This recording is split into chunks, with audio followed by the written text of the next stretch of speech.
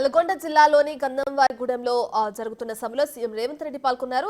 ఇదే సభలో ప్రస్తుతం మంత్రి కోమటిరెడ్డి వెంకటరెడ్డి మాట్లాడుతున్నారు. దానికి సంబంధించిన లైవ్ చూద్దాం. ఆ కంపెనీతో మాట్లాడి ఈ రోజు రెండో బోరింగ్ మిషన్ కూడా రిపేర్ చేస్తున్నాం. వచ్చే నెలలో జనవరి చివరిలో పూర్తి చేపించి మరో సొరంగాన్ని మొదలు పెడితే 2 సంవత్సరాలలో కాకపోతే ఇంకా 3-4 నెలలు ఆలస్యమైనా దాన్ని పూర్తి చేపిస్తానని గ్రీన్ ఛానల్లో పెట్టి ఈరోజే బ్రాహ్మణ వెళ్లే ప్రాజెక్టు కూడా అది కూడా ఫ్లోరైడ్ మండలం నగరికల్లు నల్గొండ కాన్స్టిట్యూన్సీతో 1,00,000 ఎకరాలు నీళ్ళిచ్చే ప్రాజెక్టు దానికి కూడా ఈరోజు వారి చేతుల మీదుగా ఇప్పుడే శంకుస్థాపన చేసి రైట్ లెఫ్ట్ కెనాల్ కూడా చేసి 3-4 మాసాలలో అక్కడ కూడా 1,00,000 ఎకరాల నీళ్ళు ఇవ్వడం జరుగుతుంది. ఈరోజు ఎస్ఎల్బిసి సొరంగం మన ముఖ్యమంత్రి గారు ఎప్పుడు చెప్తుంటారు, మనకు దేశంలో ఏ రాష్ట్రంతో పోటీ కాదు ప్రపంచంతో పోటీ అని చెప్పి. ఈ సొరంగం పూర్తయితే మన గౌరవ మంత్రి గారే కాదు మన ముఖ్యమంత్రి గారు కూడా ఇవాళ దేశంలోనే కాదు ప్రపంచంలోనే పొడవైన సొరంగం, దాన్ని చూడడానికే వేలాది మందిగా వస్తారు. 4,00,000 ఎకరాలకు శాశ్వత ఫ్లోరైడ్ పరిష్కారమే కాదు తాగునీరు ఇచ్చే సొరంగం అది. దాన్ని అందుకనే రాజశేఖర రెడ్డి గారు శంకుస్థాపన చేస్తే ఇవాళ గౌరవ ముఖ్యమంత్రి రేవంత్ రెడ్డి గారు దానికి సంబంధించిన నిధులు ఇచ్చి ఉత్తమ్ కుమార్ రెడ్డి ఎప్పుడు రివ్యూ చేస్తూ దాన్ని పూర్తి చేయబోతున్నారు. అందుకనే సొరంగ మార్గానికి RR అని పేరు పెట్టుకున్నా నేను, రాజశేఖర రెడ్డి రేవంత్ రెడ్డి గారని. ఎందుకంటే ఆయన శంకుస్థాపన చేస్తే వీరు ప్రారంభించి మన ఉత్తమ్ కుమార్ రెడ్డి డిప్యూటీ సీఎం గారి చేతుల మీదుగా 2 సంవత్సరాలు దాన్ని పూర్తి చేపిస్తామని మీ అందరికీ. ఎందుకంటే ప్రపంచంలో ఇలాంటి సొరంగం ఎక్కడ లేదు. ఎన్నికల ముందు దేవరకొండకు వచ్చి కేసీఆర్ గారు 2014 ముందు ఇక్కడనే చేసుకొని కూర్చుంటా దీన్ని వెంటనే పూర్తి చేస్తా అని చెప్పి కూలిపోయే కూలేశ్వరాన్ని కట్టిండు. అంటే కాళేశ్వరం అది కట్టిండు, కూలిపోయింది. 1,73,000 కోట్లు. ఒక 2,000 కోట్లు ఇస్తే సొరంగం అయిపోతుండే, 300-400 కోట్లు ఇస్తే బ్రాహ్మణ వెలుగుల ప్రాజెక్ట్ అయిపోతుండే. మన జిల్లా అంటే అంత కసి. ఆ కసినే మన ఎన్నికల్లో 11 మంది ఎమ్మెల్యేలు 2 ఎంపీలు ఎవ్వరు కూడా 50,000 తక్కువ మెజార్టీ లేకుండా గెలిపించిందంటే మీరు మన జిల్లాని ఎంత నష్టపరిచిండో, మన జిల్లా అంటే ఎంత అసహించుకుండో కేసీఆర్ పరిపాలన చూసాం. అందుకని ఈరోజు మీ అందరు కూడా నేను ఎక్కువ మాట్లాడాలంటే రోజు సీఎం గారితోనే ఉంటాం, ఎప్పుడు కలుస్తుంటాం. ఈరోజు నల్గొండ కాన్స్టిట్యున్సీకి సంబంధించి అన్ని పనులు మీ దగ్గర కనగల్ మండలంకి వెళ్ళి వచ్చిన వాళ్ళు ఉన్నారా? మీకు జూనియర్ కాలేజ్ మీ పిల్లలు ఎక్కడ చదువుకుంటున్నారు? నల్గొండకు వస్తున్నారు 40 కిలోమీటర్లకు వెళ్ళి. దానికి అడగగానే కారులో పెద్దపల్లికి పోయేటప్పుడు హెలికాప్టర్లు అడగంగానే తిప్పర్తి వాళ్ళు ఉన్నారు కదా ఇక్కడ, అడగంగానే 2 జూనియర్ కాలేజీలు ఇచ్చి వచ్చే సంవత్సరానికి వెళ్ళి దాన్ని ప్రారంభించుకుంటున్నాం. ఇవాళ 300 కోట్లతో మెడికల్ కాలేజీ ఓపెన్ చేసుకున్నాం, 40 కోట్లతో నర్సింగ్ కాలేజీ శంకుస్థాపన చేసుకున్నాం. త్వరలో తప్పకుండా ఈరోజు మొదటి సంవత్సరం నుంచి వారు ముఖ్యమంత్రి అయ్యి తప్పకుండా మనకు డెంటల్ కాలేజీ కూడా ఇస్తారని చెప్పి వారు హామీ ఇచ్చే అవసరం లేదు. వెంకరెడ్డి గారు పోయి అడిగిందంటే అన్న నీకు ఏదంటే కావాలంటాడు. నాకు అదే అంటాడు, నువ్వు తెలంగాణ కోసం అందరూ పదవులు వదిలిపెట్టి మళ్ళీ బై ఎలక్షన్లు వస్తే నువ్వు మంత్రి పదవి రాజీనామా చేసి మళ్ళీ పదవి తీసుకోలేదు, నీ కాన్స్టిట్యున్సీకి నష్టం జరిగింది, నీకు తప్పకుండా అండగా ఉంటానన్ను. డెంటల్ కాలేజీతో పాటు మనందరూ కూడా ప్రేమించి పూజించే లతీఫ్ షా ఖాద్రీ ఘాట్ రోడ్డు కూడా ఇవాళ ఉదయమే జీవో ఇచ్చి మనం ఎప్పుడు కూడా దర్గాకు లక్షలాది మంది పోతుండం, పెద్దవాళ్ళు వయసు ఉన్న వాళ్ళు పైకి ఎక్కలేరు. దానికి కూడా 140 కోట్లు శాంక్షన్ చేయడం జరిగింది.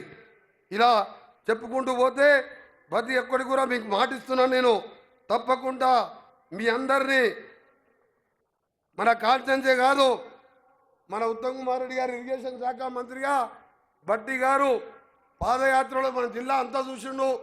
వారి సహకారం ముఖ్యంగా ముఖ్యమంత్రి సహకారంతో శివన్నగూడెం ప్రాజెక్టు కానీ బస్వాపూర్ కానీ గంధమల్ల రిజర్వాయర్ పూర్తి చేసి ఇప్పటికే సాగర్ నీళ్లతోనిది ఈరోజు మనం మిర్యాలగూడ, కోదాడు, హుజూర్ నగర్, సాగర్ కాన్సెన్స్ నీళ్ళు వస్తున్నాయి.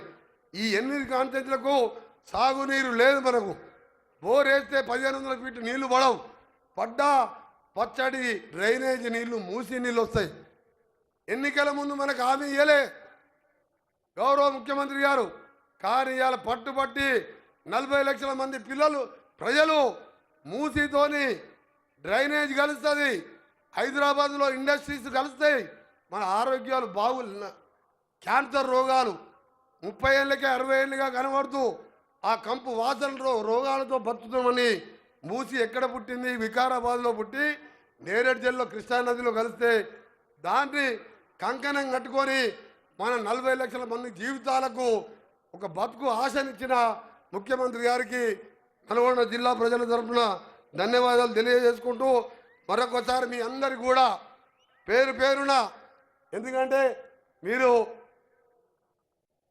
తెలంగాణ 10 సంవత్సరాలు కేసీఆర్ ఏం చేసిండో, సంవత్సరంలో మనం ఏం చేసినామో గౌరవ ముఖ్యమంత్రి గారు చెప్తారు. కాబట్టి నేను నా కాన్సెన్స్తో పాటు నల్గొండ జిల్లా మంత్రిగా నేను ఉత్తమ్ కుమార్ రెడ్డి గారు నల్లగొండని బంగారు కొండగా చేయడమే లక్ష్యంగా పెట్టుకున్నాం. మేము ఒకటి, నల్లగొండ అంటే పోరాటాల గడ్డ. రజాకారులను తరిమి కొట్టి మనను రావి నారాయణ రెడ్డి లాంటి పోరాట యోధులను చూసినాం మనం. మల్లు స్వరాజ్యం, ఆరుట్ల కమలాదేవి, ఆరుట్ల రామచంద్రారెడ్డి, ధర్మాభిషన్ లాంటి వారు చూసినాం మనం. అలాంటి శ్రీకాంతాచారి మలిదశ ఉద్యమానికి నాంది అయి తెలంగాణ రావడంలో ఆయన ప్రాణాలు వదిలిపెట్టుకున్నాడు. అలాంటి జిల్లాని ఇలా కాంగ్రెస్ కంచుకోటగా ఉన్న జిల్లా ఇది. తప్పకుండా పెద్దలందరి సహకారం, మంత్రులందరి, మన హెల్త్ మినిస్టర్ సహకారంతోనే ఇలా ఇంత మంచి హాస్పిటల్ ఎక్కడ కూడా లేదు, మెడికల్ కాలేజ్. దానికి మన దామన్న అన్ని విధాలుగా సహకరించి పూర్తి చేసినందుకు కూడా ధన్యవాదాలు తెలియజేసుకుంటూ మరొకసారి మీ అందరికీ కూడా చెప్తున్నాను, నా విజ్ఞప్తి మీ అందరికీ, వచ్చే ఎన్నికలు ఉన్నాయి, సర్పంచ్ ఎలక్షన్, ఎంపీటీసీ, జడ్పీటీసీ, మళ్ళా అసెంబ్లీ ఎన్నికల్లో ఏ విధంగా ఒక్కొక్కరిని చిత్తుగా ఓడగొట్టినామో మళ్ళా అన్ని గ్రామ పంచాయతీలు కానీ అన్ని ఎలక్షన్లో కూడా గెలిపించి ఈ ముఖ్యమంత్రి గారి మా ప్రభుత్వంలో మంత్రులకు అండగా ఉండండి. ఈ 4 ఏళ్ళే కాదు, 5 ఏళ్ళు కూడా మళ్ళా వచ్చే అధికారం మనదే. కేసీఆర్, కేటీఆర్, హరీష్ రావు గురించి మాట్లాడితే నా గొంతు దండుగా ఆ సమయం వేస్ట్. ఎందుకంటే కేసీఆర్ అని మనిషి లేడు. ఆయన సంవత్సరం ఓడిపోతే పోయి ఫామ్ హౌస్లో పండుకుంటారా? 30 ఎమ్మెల్యేలు ఉన్నారు కదా, బయటకు వచ్చి మాట్లాడచ్చు కదా. అదే మా బట్టన్న 5 ఎమ్మెల్యేలు ఉన్నా 5 సంవత్సరాలు ప్రభుత్వాన్ని గల్లబడి నిలదీసి ప్రజల కోసం పాదయాత్ర చేసిన నాయకుడు. 30 ఎమ్మెల్యేలు ఉండి ఇప్పటికి బయటికి రాడు. హరీష్, కేటీఆర్ మాట్లాడతారు ఏ హోదాలో?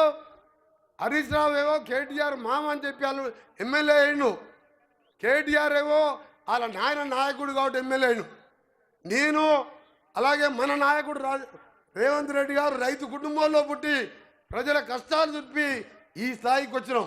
అందుకనే మీ అందరు కూడా ప్రజాపాలన అందిస్తామని తెలియజేసుకుంటూ మరొకసారి మీ అందరు కూడా, ఇంకా మన నాయకులు మాట్లాడేది ఉన్నది మీకు ఎక్కువ ఇబ్బంది పట్టేది, ఎందుకంటే చాలాసేపు అయినాయి.